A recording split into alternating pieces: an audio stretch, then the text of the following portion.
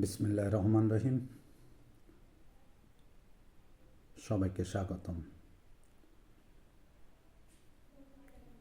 প্রসঙ্গ ভেনেজুয়েলার রাষ্ট্রপতিকে American delta force special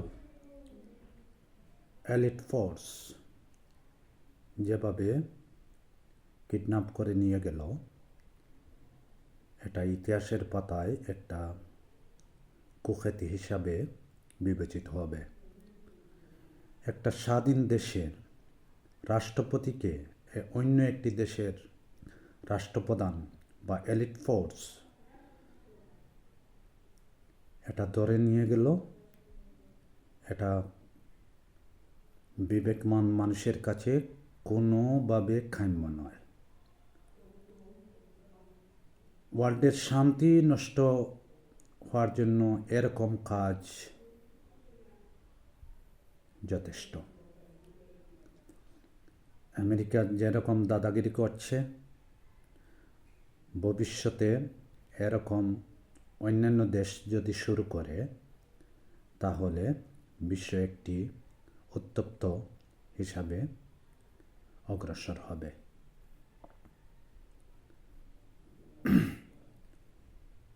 Donald Trump এবার আসার পর থেকে যতটা কাজ করছেন, তা প্রতিটি কাজ তার দেশের মানসম্মান হানি হচ্ছে। এটা বিশ্বের বিভিন্ন মডেলদের কাছে গ্রহণযোগ্য নয়, যেমন তেমনি সাধারণ কান্ট্রি যারা আছে এরাও এটা ভালো চোখে দেখছে না। আপনারা অনুভব করেন যে আমেরিকা তাদের বিরুদ্ধে যারাই কথা বলবে তাদেরকে শত্রু হিসাবে গণ্য করায়। যেমন ইরানের বিরুদ্ধে কয়েকদিন আগে ইসরায়েলকে লেলিয়ে দিয়েছিল। এখন ভেনেজুয়েলা পারমাণবিক শক্তিধর না হলেও তাদের শক্তি ছিল, কিন্তু তাদের সব স্যাটেলাইট ধ্বংস করে দিয়ে তাদের প্রধান রাষ্ট্রপতিকে তাদের দেশ থেকে নিয়ে গেছে। সে সময় অ্যাপ্রক্সিমেটলি 80 জন মানুষের মতো মৃত্যু হয়েছে। বিভিন্ন নিউজের মাধ্যমে আমরা জানতে পেরেছি যে 80 জন হবে আনুমানিক এই মিশনে মারা গেছেন। এবং তারা কীভাবে দেখছেন আপনারা, চোখ বেঁধে তাদের দেশে নিয়ে গেছে। এটা কি আপনারা বিশ্বাস করতে পারেন? যদি বাস্তবে না দেখতেন, বাস্তব এখন তো সামনেই এসে গেছে, যদি পূর্বে অনুভব করতেন এরকম অনুভব করা সম্ভব হতো। কিন্তু আমেরিকা তা করতে পেরেছে।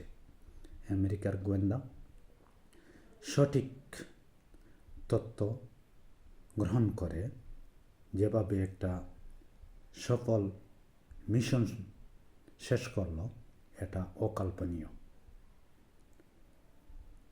শুধু তাই নয়, এখন ট্রাম্প হুমকি দিচ্ছেন কলম্বিয়াকে, মেক্সিকোকে। তাদের এরকম পরিস্থিতি হওয়ার সম্ভাবনা রয়েছে।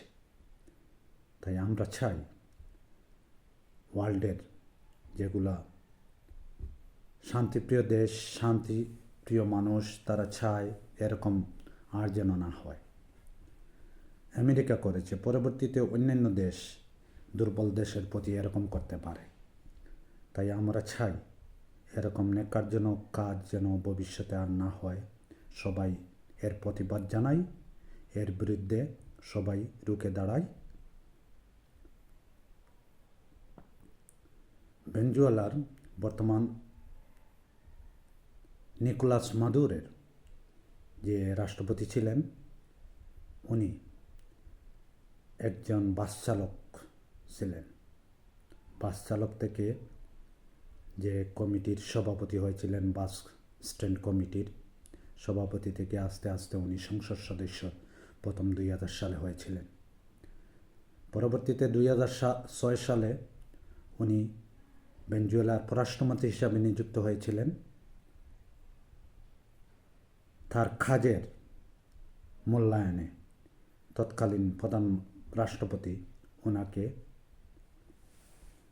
পররাষ্ট্রমন্ত্রী বানিয়েছিলেন। ধাপে ধাপে তার অগ্রসর হয়ে তিনি পরবর্তীতে 2013 সালে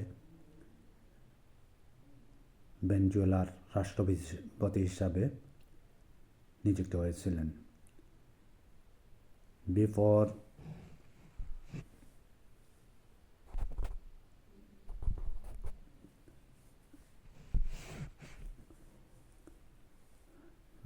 আমেরিকার এই মিশনের আগ পর্যন্ত উনি ভেনেজুয়েলার রাষ্ট্রপতি ছিলেন। ভেনেজুয়েলার ওনার যে ছেলে আছে এর প্রতিবাদ করছে বিভিন্ন দেশের, ফ্রান্স, ইতালি, স্পেন, বিভিন্ন শক্তিধর দেশ এর প্রতিবাদ জানাচ্ছে। ইরান, চীন, রাশিয়া সবাই প্রতিবাদ করছে, কিন্তু কেউ জোর বা বল প্রয়োগ করতে চায় না।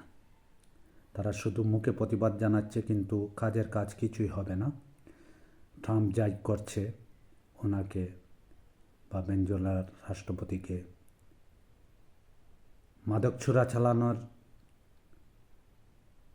দোষ দিয়ে ওনাকে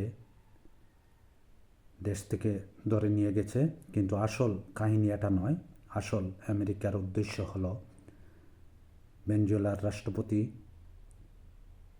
রাশিয়া, চীন, ইরানের সাথে সম্পর্ক ছিল, অন্যান্য দেশকে তেল রপ্তানি করেছিলেন। এটাই মেইন উদ্দেশ্য। আমেরিকা চেয়েছিল তাদের সাথে সম্পর্ক করে তারা তেল নিয়ে যাবে, কিন্তু ভেনেজুয়েলা ইরানের সাথে, চীনের সাথে, রাশিয়ার সাথে সম্পর্ক গড়ে তোলে এবং তাদেরকে তেল দিয়ে দেয়। এ থেকে বিরোধ।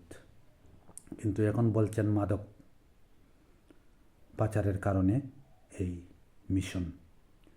ডেল্টা ফোর্স, আমেরিকার সবচেয়ে এলিট ফোর্স, তারা নিখুঁতভাবে ধ্বংসযজ্ঞ চালিয়ে ওনাকে তার আস্তানা থেকে নিয়ে এসেছে। আমরা কঠোর নিন্দা এবং প্রতিবাদ জানাই। সবাইকে এ বিষয়ে রুখে দাঁড়ানোর জন্য আমি বিনীত অনুরোধ করছি। আল্লাহ হাফেজ।